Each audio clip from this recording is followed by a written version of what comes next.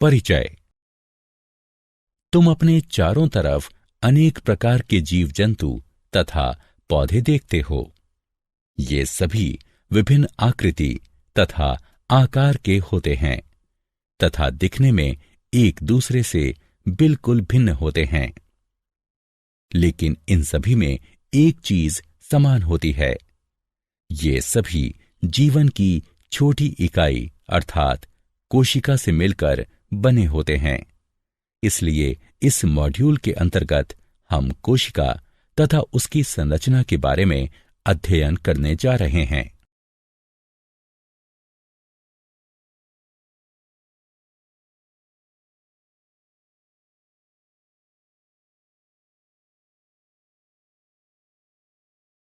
उद्देश्य। इस पाठ के अंत में आप निम्न करने में सक्षम हो जाएंगे: कोशिका तथा उसकी खोज के बारे में जानना, एक कोशिक तथा बहुकोशिक जीवों को परिभाषित करना, कोशिका की संरचना की व्याख्या करना, प्लाज्मा झिल्ली, कोशिका भित्ति, केंद्रक तथा कोशिका द्रव्य की संरचना तथा कार्यों का वर्णन करना। कोशिका का परिचय। कोशिका जीवन की मूलभूत संरचनात्मक तथा क्रियात्मक इकाई है। प्रयोग। प्याज का एक छोटा टुकड़ा लो तथा चिमटी की सहायता से उसकी झिल्ली उतारो। इस झिल्ली को तुरंत पानी वाले वॉच गिलास पर रखो। एक कांच की स्लाइड लो। अब इस पर पानी की एक बूंद रखो तथा वॉच गिलास में रखी झिल्ली के इस छोटे से टुकड़े को इस स्लाइड पर रखो। अब इस टुकड़े पर एक बूंद आयोडीन विलयन की रखकर सुई की सहायता से इसे कवर स्लिप से ढक दो। अब इस स्लाइड को पहले कम शक्ति वाले तथा बाद में अधिक शक्ति वाले संयुक्त सूक्ष्मदर्शी की सहायता से देखो। ये सभी संरचनाएं एक दूसरे के समान होती हैं।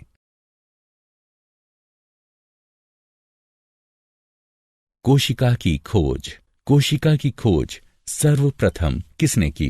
कोशिका की खोज सर्वप्रथम रॉबर्ट हुक ने सन 1665 में की थी। उन्होंने प्राथमिक सूक्ष्मदर्शी की सहायता से कॉर्क की पतली गांठ का परीक्षण किया तथा पाया कि इनमें अनेक छोटे छोटे प्रकोष्ठ हैं, जिसकी संरचना मधुमक्खी के छत्ते जैसी प्रतीत होती है।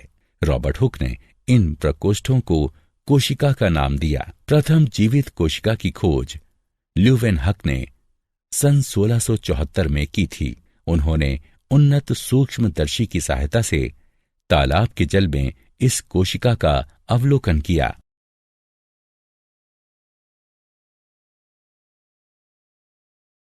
उल्लेखनीय वैज्ञानिक रॉबर्ट ब्राउन। सन 1831 में उन्होंने कोशिका के भीतर केंद्रक की खोज की थी। J.E. प्रोकंज। सन 1839 में उन्होंने कोशिका के तरल पदार्थ को प्रोटोप्लाज्म नाम दिया। स्लीडन तथा स्वान। सन 1838 तथा सन 1839 में इन दोनों ने कोशिका सिद्धांत को प्रतिपादित किया। इस सिद्धांत के अनुसार सभी पौधे तथा जंतु कोशिकाओं से मिलकर बने हैं तथा कोशिका जीवन की मूलभूत इकाई है। विर्चो। सन 1855 में इन्होंने कोशिका सिद्धांत को आगे बढ़ाया। उन्होंने बताया कि सभी कोशिकाएं पूर्ववर्ती कोशिकाओं से मिलकर बनी होती हैं।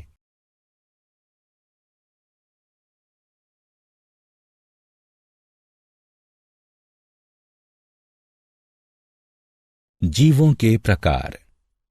जीव दो प्रकार के होते हैं: एक कोशिक जीव तथा बहुकोशिक जीव।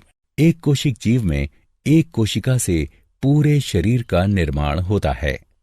उदाहरण: अमीबा, क्लेमिडोमोनास, पैरामीशियम तथा बैक्टीरिया। बहुकोशिक जीवों में अनेक कोशिकाएं समाहित होकर विभिन्न कार्यों को संपन्न करने हेतु विभिन्न अंगों का निर्माण करती हैं। उदाहरण कुछ फंजाई यानी कवक, पौधे तथा जंतु। प्रत्येक जीवित कोशिका में कुछ मूलभूत कार्य करने की क्षमता होती है जो सभी सजीवों का गुण है।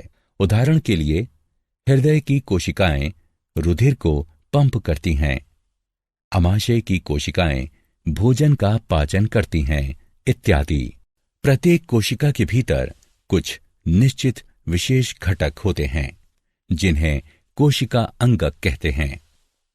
प्रत्येक कोशिका अंगक एक विशिष्ट कार्य करता है, जैसे कोशिका में नए पदार्थ का निर्माण, अपशिष्ट पदार्थों का निष्कासन आदि।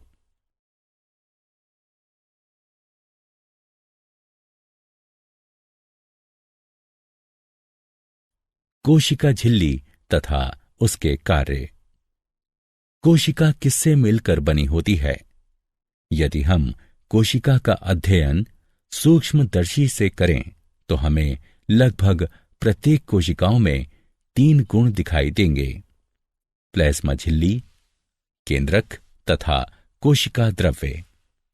कोशिका के अंदर होने वाले समस्त क्रियाकलाप तथा उसकी बाह्य पर्यावरण से पारस्परिक क्रियाएं इन्हीं गुणों के कारण संभव है। प्लाज्मा झिल्ली यह कोशिका की सबसे बाहरी परत है जो कोशिका के घटकों को बाहरी पर्यावरण से अलग करती है। प्लाज्मा झिल्ली कुछ पदार्थों को अंदर तथा बाहर आने जाने देती है। यह अन्य पदार्थों की गति को भी रोकती है।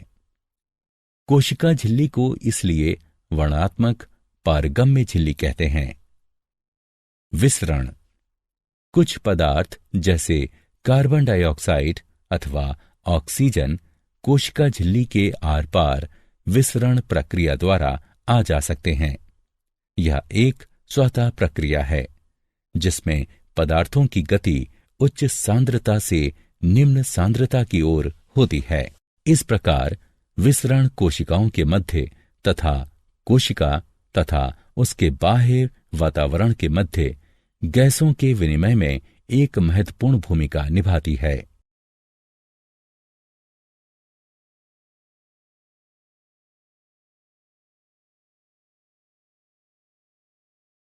परासरण।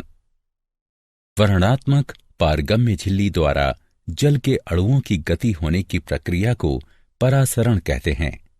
इस प्रकार परासरण में जल के अणु वर्णात्मक पारगम्य झिल्ली द्वारा उच्च जल की सांद्रता से निम्न सांद्रता की ओर गति करते हैं।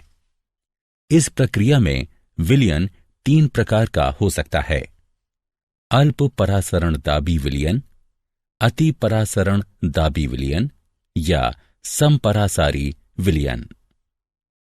अल्प परासरण दाबी विलयन। यदि कोशिका को तनु विलयन वाले माध्यम अर्थात जल में शक्कर अथवा नमक की मात्रा कम और जल की मात्रा ज्यादा है, इसमें रखा जाता है तो जल परासरण विधि द्वारा कोशिका के अंदर चला जाता है तथा कोशिका फूल जाती है। ऐसे विलयन को अल्प परासरण दाबी विलयन कहते हैं। अति परासरण दाबी विलयन। यदि कोशिका के बाहर वाला विलयन अंदर के घोल से अधिक सांद्र है तो जल परासरण द्वारा कोशिका से बाहर आ जाता है तथा कोशिका सिकुड़ जाती है। ऐसे विलयन को अति परासरण दाबी विलयन कहते हैं।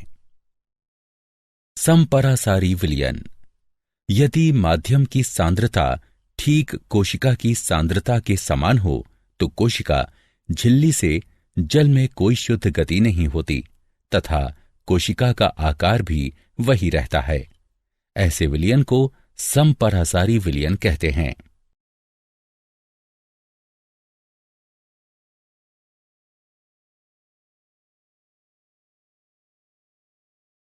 प्लाज्मा झिल्ली तथा उसके कार्य। प्लाज्मा झिल्ली के कार्य। परासरण द्वारा एक कोशिक स्वच्छ जलीय जीव तथा अनेक पौधों की कोशिकाएं जल ग्रहण करते हैं। पौधों की जड़ों द्वारा जल का अवशोषण भी परासरण का एक उदाहरण है। इस प्रकार विसरण कोशिका के जीवन में जल तथा गैसों के आदान प्रदान की प्रक्रिया में महत्वपूर्ण भूमिका निभाता है। कोशिका अपने पर्यावरण से पोषण भी ग्रहण करता है। विभिन्न अणु एक प्रकार के परिवहन द्वारा कोशिका के अंदर तथा बाहर आते जाते हैं, जिसमें कि एटीपी के रूप में ऊर्जा की आवश्यकता होती है। प्लाज्मा झिल्ली लचीली होती है तथा कार्बनिक अणुओं जैसे लिपिड तथा प्रोटीन की बनी होती है। कोशिका झिल्ली का लचीलापन एक कोशिक जीवों में कोशिका के बाह्य पर्यावरण से अपना भोजन तथा अन्य पदार्थ ग्रहण करने में सहायता करता है। ऐसी प्रक्रिया को एंडोसाइटोसिस कहते हैं। अमीबा अपना भोजन इसी प्रक्रिया द्वारा प्राप्त करता है।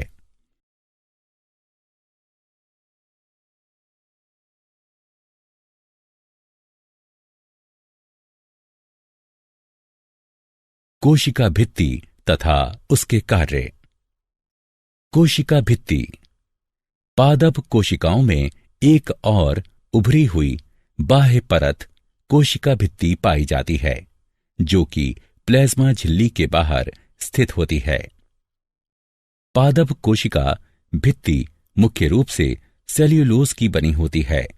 सेल्यूलोज एक बहुत जटिल पदार्थ है और यह पौधों को संरचनात्मक दृढ़ता प्रदान करता है। जब किसी पादप कोशिका में परासरण द्वारा पानी की हानि होती है तो कोशिका झिल्ली सहित आंतरिक पदार्थ संकुचित हो जाते हैं। इस घटना को जीव द्रव्य संकुचन कहते हैं। कोशिका भित्ति के कार्य। कोशिका भित्ति कोशिका को उभार तथा मजबूती प्रदान करती है तथा पौधे, कवक तथा बैक्टीरिया की कोशिकाओं को अपेक्षाकृत कम तनु विलयन यानी अल्प परासरण दाबी विलयन में उसके विरुद्ध दबाव बनाकर बिना फटे बनाए रखती है।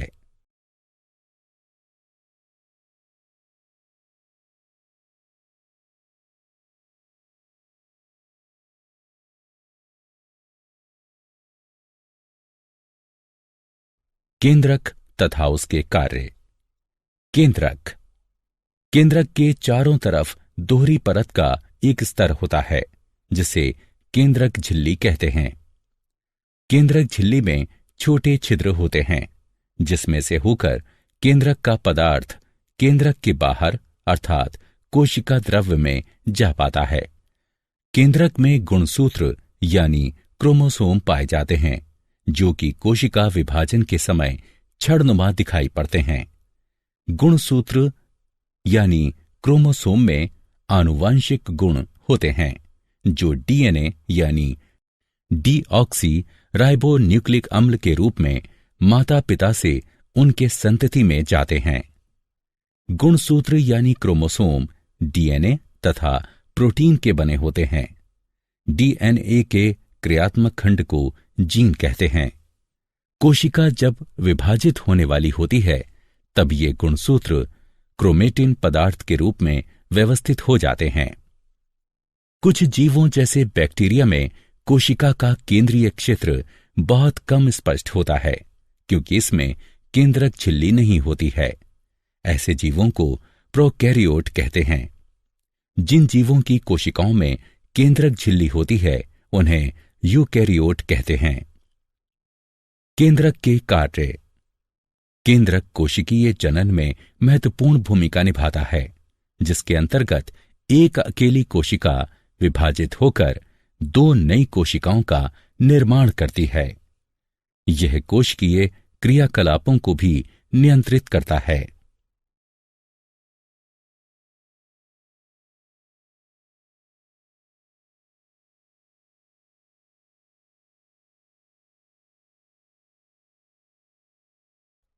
कोशिका द्रव्य तथा उसके कार्य। कोशिका द्रव्य। कोशिका द्रव्य प्लाज्मा झिल्ली के अंदर पाया जाने वाला तरल द्रव्य है। इसके अंदर अनेक विशेषीकृत कोशिका अंगक पाए जाते हैं। कोशिका के अंदर प्रत्येक कोशिका अंगक अपना विशेष कार्य संपन्न करता है। कोशिका द्रव्य के कार्य। कोशिका द्रव्य में सभी कोशिका अंगक पड़े होते हैं।